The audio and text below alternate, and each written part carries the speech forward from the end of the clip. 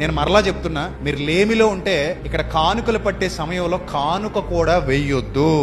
ఇలా ఏ సేవకుడు బహుశా చెప్పుండకపోవచ్చు, నేను చెప్తున్నా ఇది దేవుని పని కదా అని మీ దగ్గరికి కానుకల సంచి వచ్చినప్పుడు మీ సామర్థ్యం కొలది కానుక వేయమన్నాడు, మీ సామర్థ్యం కొలది దేవునికి ఇవ్వమన్నాడు, మీ కలిమిలో నుండి కృతజ్ఞతగా దేవుడికి ఇవ్వమన్నాడు. ఎందుకంటే తండ్రి, నేను కలిగిన సమస్తము నీ వలనే కలిగి ఉన్నాను, సువార్త ప్రకటించవలసిన భారం నా మీద కూడా ఉంది గనుక నా సంపాదనలో నుండి శ్రేష్ఠ భాగాన్ని నీ సన్నిధిలో ఇస్తున్నాను, నీ సేవకు ఇస్తున్నాను. ఇది మన విధి. కానీ నువ్వు లేమిలో ఉంటే అలా కూడా ఇవ్వద్దు. నువ్వు లేమిలో ఉంటే దేవుని సన్నిధికి ₹1 కూడా ఇవ్వద్దు. ఇప్పుడే కదా, ఎప్పుడు ఇవ్వద్దు, ఎక్కడ ఇవ్వద్దు. కానీ చాలా మంది ఏం చెప్తారో తెలుసా, నువ్వు అప్పుల్లో ఉన్నా దేవుడికి ఇచ్చేయి, అప్పుడు దేవుడు నిన్ను ఏం చేస్తాడు, ఆశీర్వదిస్తాడు, నీ మొహం ఆశీర్వదిస్తాడు. అప్పుల్లో ఉన్నా ఇస్తే ఇంకా పెద్ద అప్పు.